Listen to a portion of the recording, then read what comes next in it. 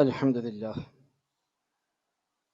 نحمده ونستعينه ونؤمن به ونتوكل عليه ونعوذ بالله من شرور أنفسنا ومن سيئات أعمالنا من يهده الله فلا مضل له ومن يضلل فلا هادي له وأشهد أن لا إله إلا الله وحده لا شريك له وأشهد أن محمدا عبده ورسوله أرسله بالهدى ودين الحق ليظهره على الدين كله ولو كره المشركون اللهم صل على محمد وعلى آل محمد كما صليت على إبراهيم وعلى آل إبراهيم إنك حميد مجيد أما بعد فإن خير الكلام كلام الله وخير السنن سنن محمد صلى الله عليه وسلم وشر الأمور محدثاتها وكل محدثة بدعة وكل بدعة ضلالة وكل ضلالة في النار. أعوذ بالله من الشيطان الرجيم. بسم الله الرحمن الرحيم. يا أيها الذين آمنوا اتقوا الله حق تقاته ولا تموتن إلا وأنتم مسلمون. بسم الله الرحمن الرحيم. لا تجعلوا دعاء الرسول بينكم كدعاء بعضكم بعضا قد يعلم الله الذين يتسللون منكم لواذا فليحذر الذين يخالفون عن أمره أن تصيبهم فتنة أو يصيبهم عذاب أليم. സത്യവിശ്വാസികളെ റഹ്മാനായ റബ്ബ് സുബ്ഹാനഹു വ തആലയുടെ നിയമ നിർദ്ദേശങ്ങൾ കഴിവിന്റെ പരമാവധി ജീവിതത്തിൽ പാലിക്കുവാൻ പരിശ്രമിച്ചുകൊണ്ട് മുത്തഖീങ്ങളായി ജീവിക്കണേ എന്ന് പ്രത്യേകമായി ഓർമ്മപ്പെടുത്തുകയാണ്. അല്ലാഹു സുബ്ഹാനഹു വ തആല നമുക്കെല്ലാം തൗഫീഖ് പ്രദാനം ചെയ്യുമാറാവട്ടെ. ജീവിതത്തിലെ എല്ലാ മേഖലയിലും അല്ലാഹു സുബ്ഹാനഹു വ തആല ഖൈറും ബറക്കത്തും നമ്മിലെല്ലാം വർഷിക്കുമാറാവട്ടെ. ദുആ ചെയ്യാൻ പ്രത്യേകമായി പറഞ്ഞേൽപ്പിച്ച എല്ലാ വിശ്വാസികൾക്കും അല്ലാഹു തആല എല്ലാ അർത്ഥത്തിലുമുള്ള നിഅമത്തും ബറക്കത്തും നൽകി അനുഗ്രഹിക്കുമാറാവട്ടെ. മരണപ്പെട്ടു പോയ വിശ്വാസികൾക്ക് അല്ലാഹു തആല മഗ്ഫിറത്തും റഹ്മത്തും നൽകി അനുഗ്രഹിക്കുമാറാവട്ടെ. വിശുദ്ധ ഖുർആൻ സൂറത്തുൻ നൂറിലെ 63-ാമത്തെ വചനമാണ് ഓതി വെച്ചത്. കഴിഞ്ഞ ഖുത്ബയിൽ നാം സൂചിപ്പിച്ചതുപോലെ അല്ലാഹുവും അവന്റെ റസൂലും ഒരു കാര്യം പഠിപ്പിച്ചുവെന്ന് ബോധ്യമായാൽ പിന്നെ അവിടെ നിൽക്കലാണ് ശരിയായ ഈമാൻ എന്നും അതിനപ്പുറം പോകുന്നതെല്ലാം ഫിത്നകളിലേക്കുള്ള വഴിയാണ് എന്നും സൂചിപ്പിക്കുകയുണ്ടായി. അതിന് നേരെ മറുവശമാണ് അല്ലാഹുവും റസൂലും പഠിപ്പിക്കാത്ത കാര്യങ്ങൾ പഠിപ്പിച്ചുവെന്ന മട്ടിൽ അല്ലെങ്കിൽ മതത്തിന്റെ ഭാഗമാണ് എന്ന മട്ടിൽ മതത്തിലേക്ക് കൂട്ടിച്ചേർക്കപ്പെടുക എന്നത്. ഇമാം ഷാഫി റഹിമഹുല്ലാഹ് പറയുന്നു, മൻ ഇസ്തഹ്സന ഫഖദ് ശറഅ. ദീനിൽ ഇല്ലാത്തൊരു കാര്യം നല്ലതാണ് എന്നൊരാൾ അഭിപ്രായപ്പെട്ടാൽ ഫഖദ് ശറഅ, തീർച്ചയായും അവൻ ശരീഅത്ത് ഉണ്ടാക്കുകയാണ് ചെയ്തത്. പുതിയ മതനിയമത്തെ ഉണ്ടാക്കിയാണ് അവൻ ചെയ്തത് എന്നാണ് ഇമാം ഷാഫി റഹിമഹുള്ളയുടെ അധ്യാപനം. മദീനയിലെ ഇമാമായി അറിയപ്പെടുന്ന ഇമാമു ദാരിൽ ഹിജ്റ ഇമാം മാലിക് റഹിമഹുല്ല, അദ്ദേഹത്തോട് മദീന പള്ളിയിൽ വെച്ചൊരാൾ സംശയം ചോദിക്കുന്നു, മിൻ ഐന ഉഹ്രിമു, മക്കയിലേക്ക് ഉംറക്കായി ഞാൻ പോകുമ്പോൾ അല്ലെങ്കിൽ ഹജ്ജിനായി പോകുമ്പോൾ എവിടെ നിന്നാണ് ഞാൻ ഇഹ്റാം ചെയ്യേണ്ടത് എന്നാണ് ചോദ്യം. ഇമാം മാലിക്കിന്റെ മറുപടി മിനൽ മീഖാത്ത് അല്ലതി ഹറമ മിൻഹാ റസൂലുള്ളാഹി സ്വല്ലല്ലാഹു അലൈഹി വസല്ലം. നബി തങ്ങൾ ഇഹ്റാമിൽ പ്രവേശിച്ച മീഖാത്തുണ്ട്, ആ മീഖാത്തിൽ നിന്ന് നിനക്ക് ഇഹ്റാം ചെയ്യാം എന്ന് ഇമാം മാലിക് റഹിമഹുല്ലാഹ് പറഞ്ഞു കൊടുക്കുമ്പോൾ ഈ മനുഷ്യൻ തിരിച്ചു ചോദിക്കുന്നു, ഞാൻ മദീന പള്ളിയിൽ നിന്ന് തന്നെ ഇഹ്റാം ചെയ്ത് പോകാനാണ് ഉദ്ദേശിക്കുന്നത്. മദീനയിൽ നിന്ന് പോകുമ്പോൾ ദുൽഹുലൈഫയാണ് മീഖാത്ത്, അബിയാറു അലി എന്നറിയപ്പെടുന്ന ദുൽഹുലൈഫ. മദീന പള്ളിയിൽ നിന്ന് 8 കിലോമീറ്റർ സഞ്ചരിച്ചാൽ ഇന്നെത്തുന്ന ദൂരത്താണ് ദുൽഹുലൈഫയുള്ളത്. അപ്പൊ 8 കിലോമീറ്റർ അപ്പുറത്ത് നിന്നാണ് ഇഹ്റാം ചെയ്യേണ്ടത്. പക്ഷെ ഞാൻ ഇവിടുന്ന് ഇഹ്റാം ചെയ്ത് പോകട്ടെ എന്ന് ചോദിക്കുമ്പോൾ ഇമാം മാലിക് റഹ്മത്തുള്ളാഹി പറയുന്നു, അഖാഫു അലൈക്കൽ ഫിത്ന, നിനക്ക് ഞാൻ ഫിത്ന ഭയപ്പെടുന്നു. ഈ മനുഷ്യൻ ചോദിച്ചു, അയ്യു ഫിത്ന, എന്താണ് ഫിത്നയുള്ളത്? വഇന്നമാ ഹി അംയാലുൻ അസീദുഹ, ഏതാനും മൈലുകൾ ഞാൻ അധികമായി നല്ല കാര്യം ചെയ്യുകയല്ലേ, അവിടുന്ന് ചെയ്യേണ്ട ഒരു പുണ്യകർമ്മം ഇവിടുന്ന് ചെയ്തു പോകുന്നു, അതിലെന്താ ഫിത്നയുള്ളത്? ഇമാം മാലിക് റഹിമഹുല്ലാഹ് ഞാൻ ഓതി വെച്ച ഈ ആയത്ത് ഓതി കൊണ്ട് പറഞ്ഞു, അല്ലാഹു തആല പറയുന്നു, നബി തങ്ങളുടെ കൽപ്പനയ്ക്കെതിരായി പ്രവർത്തിക്കുന്നവർ ഫിത്ന പേടിക്കട്ടെ എന്ന്. വഅയ്യു ഫിത്നത്തിൻ അഅ്ലം, ഇനി എന്താണ് ഇതിലും വലിയ ഫിത്നയുള്ളത്? കാരണം നബി തങ്ങൾ സ്ഥലം നിശ്ചയിക്കുന്നു ഇഹ്റാം ചെയ്യാൻ വേണ്ടി, നീ പറയുന്നു അതിനേക്കാൾ നല്ലത് കുറച്ചുകൂടെ ഇപ്പുറത്തുനിന്ന് ഇഹ്റാം ചെയ്യാമെന്ന് നീ പറയുന്നുവെങ്കിൽ അതിലും വലിയ ഫിത്ന മറ്റെന്തുണ്ട് എന്ന് ചോദിക്കുകയും സൂറത്തുൻ നൂറിലെ ഈ ആയത്ത് ഓതിക്കൊടുക്കുകയുമാണ് ഇമാം മാലിക് റഹിമഹുല്ലാഹ് ചെയ്യുന്നത്.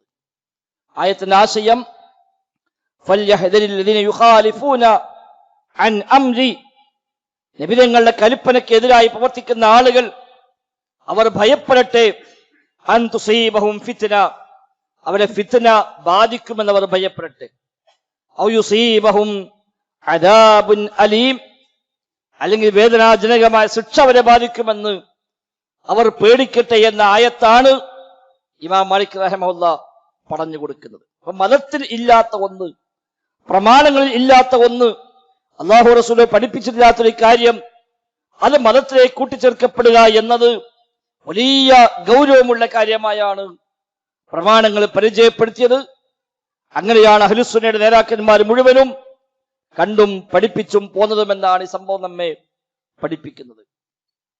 നിസ്കാരമായും നോമ്പായും ദിക്റായും ദുആയും സ്വലാത്തായും ഒക്കെ മതത്തെ കൂട്ടിച്ചേർക്കപ്പെടുന്ന കാര്യങ്ങൾ പലപ്പോഴും നല്ലതല്ലേ എന്ന ന്യായമാണ് ആളുകൾ പറയാറുള്ളത്. എന്താ ഇപ്പൊ നല്ല കാര്യമല്ലേ, ദിക്റല്ലേ, ദുആയല്ലേ, ഒരു നിസ്കാരമല്ലേ, അതിനെന്താ കുഴപ്പമെന്നാണ് ആളുകൾ ചോദിക്കുക.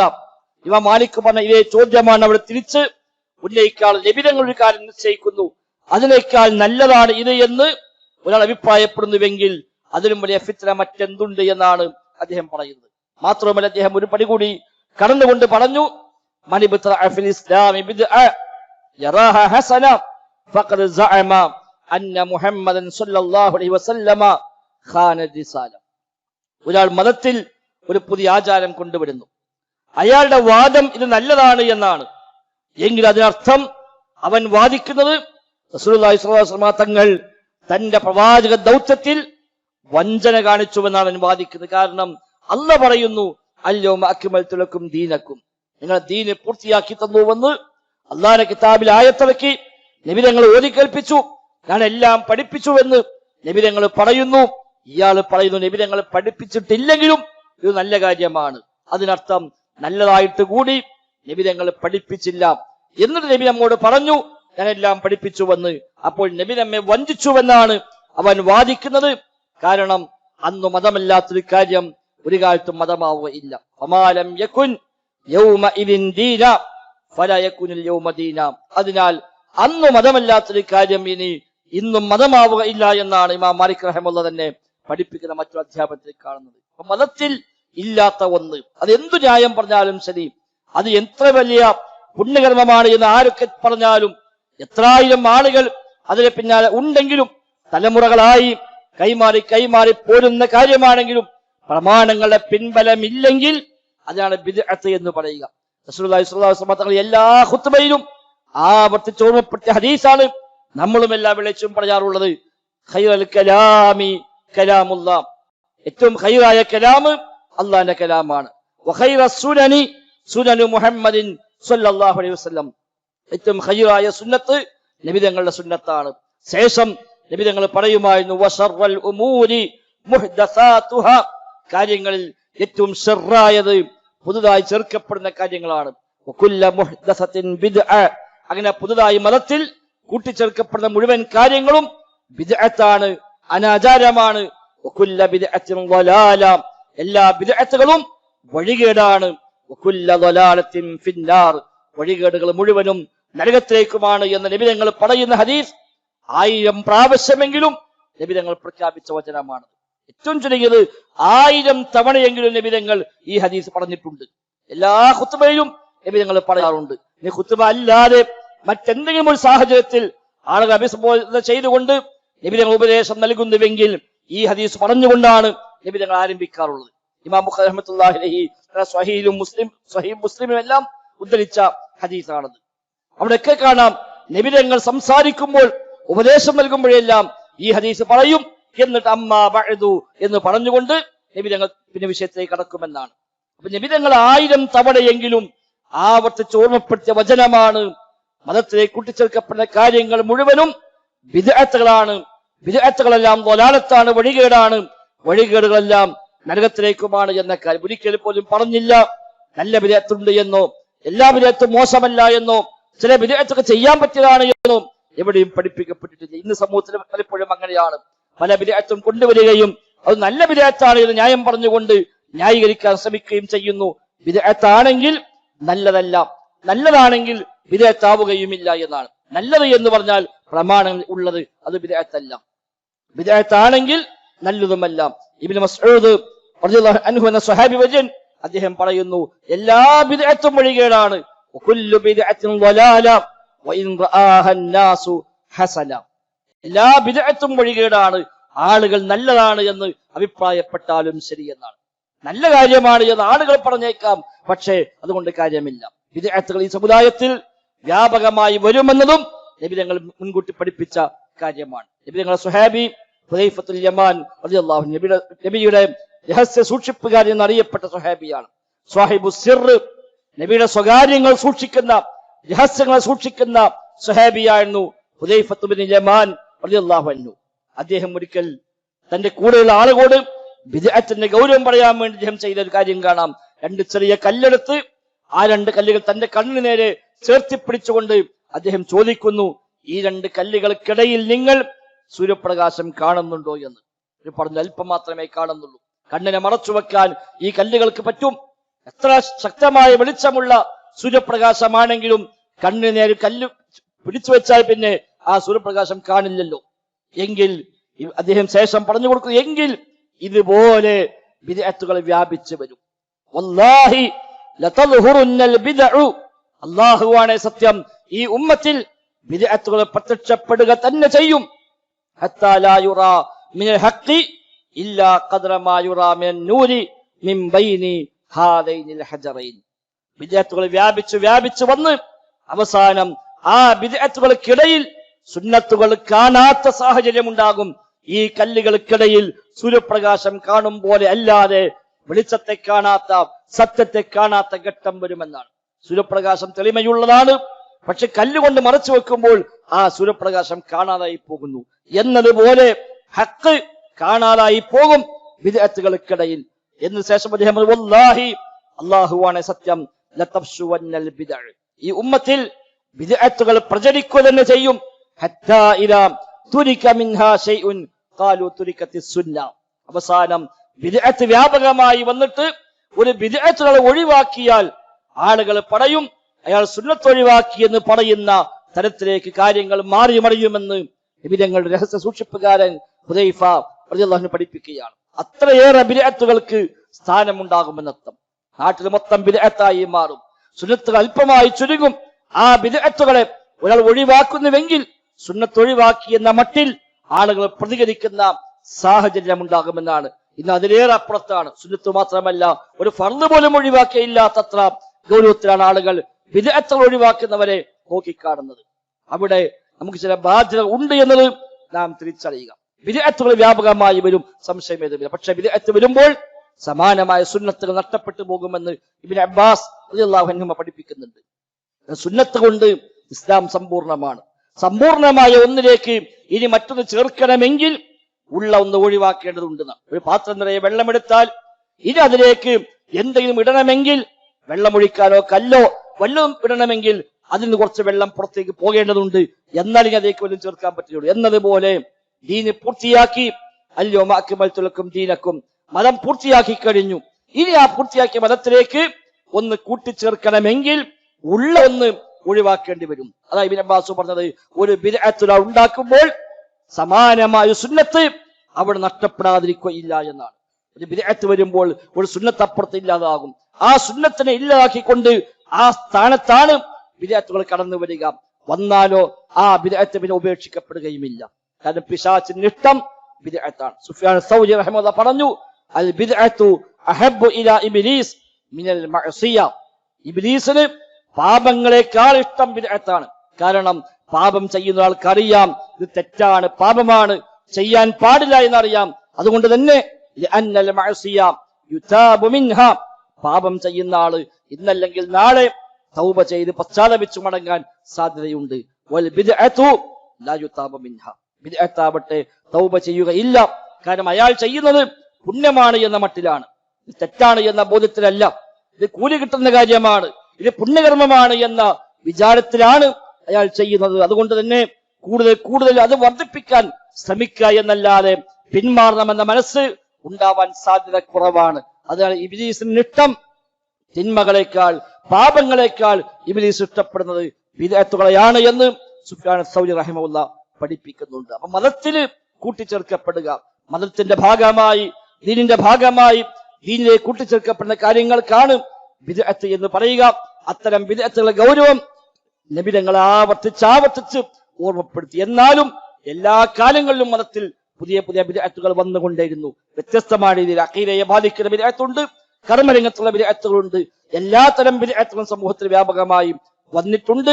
ആ ബിദ്അത്തുകൾ വ്യാപിച്ച് പ്രചരിച്ച് അതിനിടയിൽ ഹക്ക് കാണപ്പെടാത്ത ബിദ്അത്തുകൾ ഹക്കിനേക്കാൾ ഏറെ മേൽക്കോയ്മ നേടിയ ഈ കാലഘട്ടത്തിൽ ജീവിക്കുന്ന നമ്മെ സംബന്ധിച്ച് കൃത്യമായ പഠനവും അന്വേഷണവും ഏത് കാര്യം ചെയ്യുമ്പോഴും സ്ഥിരപ്പെട്ട കാര്യമാണോ, തെളിവുള്ള കാര്യമാണോ, ഖുർആനിൽ പഠിപ്പിച്ച കാര്യമാണോ, ഹദീസ് വന്ന കാര്യമാണോ, സ്വഹാബത്തും താബിഈങ്ങളും എല്ലാം നബിയിൽ നിന്ന് കേട്ടും കണ്ടും പഠിച്ചു പോന്ന കാര്യമാണോ എന്ന അന്വേഷണം നടത്തിയിട്ട് വേണം മതത്തിന്റെ ഭാഗമായി ഏത് കാര്യവും ചെയ്യാൻ. അല്ലാതെ നല്ലതല്ലേ, പുണ്യമല്ലേ എന്ന് ന്യായം പറഞ്ഞ് അവരൊക്കെ ചെയ്യുന്നുവല്ലോ, ഇവരൊക്കെ ഉണ്ടല്ലോ, എല്ലാവരും അങ്ങനെയാണല്ലോ, അതൊന്നും ഒരു കാര്യം ശരിയാവാനും ശരിയാവാതിരിക്കാനുമുള്ള മാനദണ്ഡമല്ല.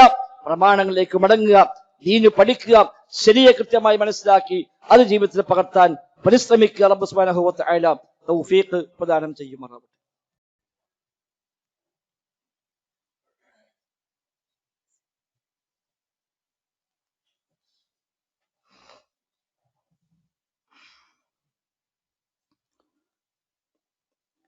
അൽഹംദുലില്ലാഹ് നഹ്മദുഹു വനസ്തഈനുഹു വനുഅ്മിനു ബിഹി വനതവക്കലു അലൈഹി. اللهم صل على محمد وعلى آل محمد كما صليت على إبراهيم وعلى آل إبراهيم إنك حميد مجيد.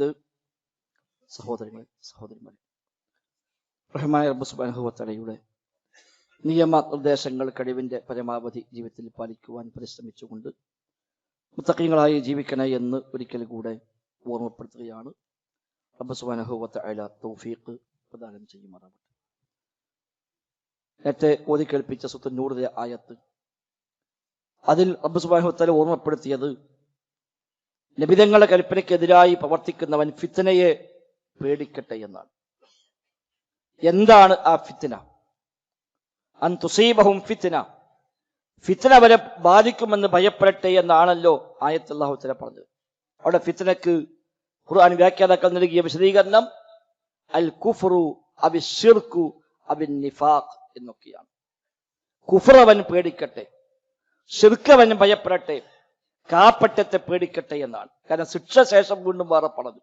ഔ യുസീബഹും അദാബുൻ അലീം എന്ന് ശേഷം അത് ഓർമ്മിപ്പിച്ചു, ശിക്ഷയുണ്ട്. അപ്പൊ ഫിത്ന ശിക്ഷയല്ല എന്ന് മനസ്സിലായി. ഫിത്ന വേറെ, അദാബ് വേറെ.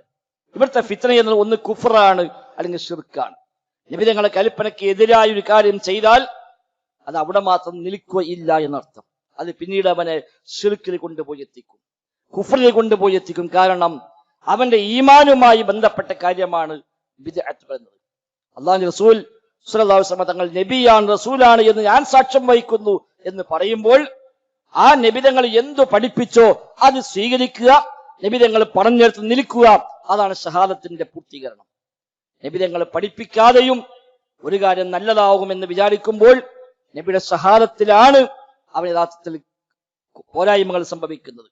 അത് അവിടെ നിൽക്കുകയില്ല. അതിനപ്പുറത്തേക്ക് പോയി പിന്നീട് അവനെ ശിർക്കിൽ കൊണ്ടുപോയി എത്തിക്കും, അല്ലെങ്കിൽ കുഫറിൽ കൊണ്ടുപോയി എത്തിക്കുമെന്നാണ്. അതുകൊണ്ടാണ് വിശ്വാസത്തെ ബാധിക്കുന്ന ബിദ്അത്തുകൾ ലോകത്ത് പിന്നെ ഉള്ളെടുത്തപ്പോഴെല്ലാം അത് അവരെ അവസാനം കൊണ്ടെത്തിച്ചത് ശുദ്ധമായ കുഫറിലേക്കും മതനിരാസത്തിലേക്കുമെല്ലാം ആയിരുന്നു വന്നത് ചരിത്ര യാഥാർത്ഥ്യമാണ്. ബിദ്അത്ത് രണ്ടു തരമാണ്. ഒന്ന് വിശ്വാസത്തെ ബാധിക്കുന്ന ബിദ്അത്തുകൾ, കേവലം ഒരു കർമ്മം മാത്രമല്ല. വിശ്വാസത്തെ ബാധിക്കുന്ന ബിദ്അത്തുകൾ, തബറുക്ക് പോലെ, തവസ്സുല് പോലെ, ഖബർ കെട്ടുയർത്തല് പോലൊക്കെയുള്ള കാര്യങ്ങൾ കേവലം ഒരു പ്രവൃത്തി മാത്രമല്ല, വിശ്വാസവുമായി ബന്ധപ്പെട്ട കാര്യമാണ്. അത് മനുഷ്യന്റെ വിശ്വാസത്തെയാണ് തകർക്കുന്നത്. ചില മേഖലകളിൽ അതിര് കവിയൽ അതിന്റെ ഭാഗമാണ്. ഷിയാക്കളൊക്കെ ചെയ്തതുപോലെ നബി കുടുംബത്തിന്റെ പേര് അതിര് കവിഞ്ഞുകൊണ്ട് രംഗത്ത് വന്നത് അത് വിശ്വാസവുമായി ബന്ധപ്പെട്ട ഒരു കാര്യമായിരുന്നു. അത് അവസാനം പോയി എത്തിയത് അബൂബക്കർ സിദ്ദീഖിനെ, ഉമർ ഖത്താബിനെ പോലും ശാപപാത്രം നിർവഹിക്കുന്ന, അവർക്ക് ഇസ്ലാം എന്ന് തന്നെ തെളിച്ചുപോയി എന്ന് വിശ്വസിക്കുന്ന കുഫ്ർ വിശ്വാസത്തിലേക്കാണ് അവസാനം അവരെ കൊണ്ടെത്തിച്ചത്. അതാണ് വിശ്വാസവുമായി ബന്ധപ്പെട്ട ബിദ്അത്ത് ഒരാൾക്ക് വന്നു കഴിഞ്ഞാൽ അത് അവനെ കുഫ്റിലേക്ക് എത്തിക്കും, ശിർക്കിലേക്ക് എത്തിക്കും. ഏതെങ്കിലും വിശ്വാസ ഭാഗത്തെ നിഷേധിക്കാൻ അല്ലെങ്കിൽ അതിര് കവിയാൻ അത് പിന്നീട് നിമിത്തമായി മാറും എന്നർത്ഥം. അതുകൊണ്ടാണ് ഇമാം മാലിക്കിന്റെ മുമ്പിൽ അള്ളാഹുവിന്റെ സിഫാത്തുമായി ബന്ധപ്പെട്ടൊരു പുതിയ ചോദ്യം വന്നപ്പോൾ ഇമാം മാലിക് മറുപടി പറഞ്ഞതിന് ശേഷം പറഞ്ഞു, ഈ മനുഷ്യൻ ഒരു ദുഷിച്ച ചിന്താഗതിയുള്ള ആളാണ് എന്ന് ഞാൻ മനസ്സിലാക്കുന്നു എന്ന് പറയുകയും കർക്കശമായ നിലപാട് സ്വീകരിക്കുകയും ചെയ്തത് അറിയപ്പെട്ട കാര്യമാണ്. അതൊക്കെ ഈ ഒരു കാഴ്ചപ്പാടാണ്. ഇപ്പോഴും ചോദ്യമാണെങ്കിലും ആ ചോദ്യത്തിൽ മാത്രം നിൽക്കുകയില്ല. അത് പിന്നീട് അവനെ കൊണ്ടുപോകും, അതിനപ്പുറത്തേക്ക് പോകും. അവസാനം ഈമാൻ തെറ്റിപ്പോകുന്ന സാഹചര്യം ഉണ്ടാകുമെന്നർത്ഥം. അബൂ മൂസ അശ്അരി റളിയല്ലാഹു അൻഹു കൂഫ പള്ളിയിൽ പ്രത്യേകമായ രൂപത്തിൽ ആളുകൾ ഇരുന്നു കൊണ്ട് ദിക്ർ ചെല്ലുന്ന ഒരു പ്രത്യേക വട്ടം കണ്ടപ്പോൾ അബൂ മൂസ അശ്അരിയും ഇബ്നു മസ്ഊദും കൂടെ അതിനെ ആക്ഷേപിക്കുകയും അദ്ദേഹം പറയുകയും ചെയ്തു, ഇതിവിടെ നിൽക്കുന്ന കാര്യമല്ല, ഇതിനി വഴിമാറിപ്പോകും. പിന്നീട് കണ്ടവർ പറയുക, പിൽക്കാലത്ത് അലി ഇബ്നു അബീ ത്വാലിബിനെതിരായി യുദ്ധം ചെയ്ത ഖവാരിജുകളെ കൂട്ടത്തിൽ ഞങ്ങൾ ഇവരെ കണ്ടുവെന്ന് പിന്നീട് പറയുന്നു. അവർ റൂട്ട് മാറിപ്പോയി എന്നർത്ഥം.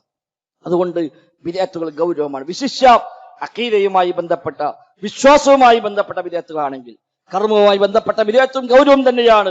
ഒരു പുതിയ നിസ്കാരം ഉണ്ടാകുന്നു, ഒരു പുതിയ നോമ്പുണ്ടാകുന്നു, ഒരു പുതിയ ദിക്ർ ഉണ്ടാകുന്നു, ഒരു പുതിയ സ്വലാത്ത് ഉണ്ടാകുന്നു, ഒരു കർമ്മമാണത്. എന്നാൽ അതും ഗൗരവമായി തന്നെ പഠിപ്പിക്കപ്പെട്ടു. അതിനേക്കാൾ ഏറെ ഗൗരവമാണ് വിശ്വാസവുമായി ബന്ധപ്പെടുന്ന ബിദ്അത്തുകൾ എന്നുള്ളത്. അതുകൊണ്ട് തന്നെ ഗൗരവമായ അത്തരം വശങ്ങളെ കാണുകയും നമ്മുടെ വിശ്വാസവും നമ്മുടെ കർമ്മങ്ങളും ആചാരങ്ങളും എല്ലാം പ്രമാണബദ്ധമാണ് എന്ന് ഉറപ്പുവരുത്തേണ്ട ബാധ്യത നമുക്കുണ്ട്. അതിനൊക്കെ പഠനമാണ് പരിഹാരം. അന്വേഷിക്കുക, പഠിക്കുക, ചോദിക്കുക. അങ്ങനെ എന്താണോ പ്രമാണങ്ങൾ ഏത് വിഷയത്തിലും പഠിപ്പിക്കപ്പെട്ടത് അത് ബോധ്യപ്പെട്ടു കഴിഞ്ഞാൽ അവിടെ നിൽക്കുക, പിന്നെ അപ്പുറത്തേക്ക് പോകത്തില്ല. കൃത്യമായ ആയത്ത് കണ്ടു, കൃത്യമായ ഹദീസ് കണ്ടു, ശരിയായ നിലപാടാണ് ബോധ്യമായി, പിന്നെ ഇവിടെ മറ്റു മറുന്യായങ്ങളോ മറു ചോദ്യങ്ങളോ ഇല്ല. ആയത്തില്ല, ഹദീസില്ല, തെളിവില്ല എന്ന് മനസ്സിലായാലോ പിന്നെ അതിലേക്കിട്ട് പോകേണ്ട കാര്യവുമില്ല. പ്രമാണങ്ങൾ എവിടെയാണോ നിൽക്കുന്നത് അവിടെ നിൽക്കുക എന്നാണ് ഇബ്നു മസ്ഊദ് പറഞ്ഞു. കുല്ലു ഇബാദത്തിൻ ലം യതഅബ്ബദ്ഹാ അസ്ഹാബു റസൂലില്ലാഹി സ്വല്ലല്ലാഹു അലൈഹി വസല്ലം ഫലാ തഅബ്ബദൂഹാ. നബിയുടെ സ്വഹാബിമാർ ഇബാദത്തായി കാണാത്ത ഒരു കാര്യവും നിങ്ങൾ ഇബാദത്തായി കാണരുത്. കാരണം ഫഇന്നൽ അവ്വല ലം യദഇൽ ആഖിരി മഖാല. ആദ്യ തലമുറ പിൻതലമുറക്ക് ഒരു വാക്ക് പോലും പറയാനുള്ള അവസരം ബാക്കി വെച്ചിട്ടില്ല. എല്ലാം സ്വഹാബിമാർ ചെയ്തിട്ടുണ്ട്, എല്ലാം സ്വഹാബിമാർ പ്രാവർത്തികമാക്കിയിട്ടുണ്ട്, എല്ലാം സ്വഹാബിമാർ നബിയിൽ നിന്ന് പഠിച്ചിട്ടുണ്ട്, എല്ലാം പഠിപ്പിച്ചിട്ടുണ്ട്. അതുകൊണ്ട് അവര് പറയാത്ത, അവർ ചെയ്യാത്തൊരു കാര്യം ഇത് ശേഷമുള്ളവൻ ചെയ്തോട്ടെ എന്ന് പറഞ്ഞ് ഒരു വാക്കെങ്കിലും പറയാനുള്ള ചാൻസ് അവർ ബാക്കി വെച്ചിട്ടില്ല. അതിനാൽ നബി തങ്ങളുടെ സ്വഹാബത്ത് ചെയ്യാത്തൊരു ഇബാദത്ത് നിങ്ങൾ ചെയ്യരുതേ എന്ന് ഇബ്നു മസ്ഊദ് റളിയല്ലാഹു പഠിപ്പിക്കുന്നുവെങ്കിൽ അതാണ് അടിസ്ഥാനം. ആ അടിസ്ഥാനത്തിൽ നിന്നുകൊണ്ട് നമ്മുടെ ദീൻ സംരക്ഷിക്കുക, പരലോകത്ത് രക്ഷപ്പെടണം, സ്വർഗത്തിലേക്ക് എത്തണം, നരകത്തിൽ രക്ഷപ്പെടണം. അതിന് ശരിയായ വിശ്വാസവും ശരിയായ കർമ്മങ്ങളും ആചാരങ്ങളും സ്വീകരിക്കുകയല്ലാതെ മറ്റു മാർഗങ്ങളൊന്നുമില്ല. ആ നിലയ്ക്ക് നമ്മുടെ ഈമാൻ സംരക്ഷിക്കാൻ നാം പരിശ്രമിക്കുക. റബ്ബ് സുബ്ഹാനഹു വ തആല തൗഫീഖ് നൽകി അനുഗ്രഹിക്കുമാറാവട്ടെ. അല്ലാഹുമ്മ റബ്ബന ആതിനാ ഫിദ് ദുനിയ ഹസന വഫിൽ ആഖിറതി ഹസന വഖിനാ അദാബന്നാർ. اللهم اغفر للمؤمنين والمؤمنات والمسلمين والمسلمات الأحياء منهم والأموات إنك مجيب الدعوات وقاضي الحاجات. ربنا اصرف عنا عذاب جهنم إن عذابها كان غراما إنها ساءت مستقرا ومقاما. اللهم ربنا تقبل منا، ربنا تقبل منا، ربنا تقبل منا إنك أنت السميع العليم وتب علينا إنك أنت التواب الرحيم.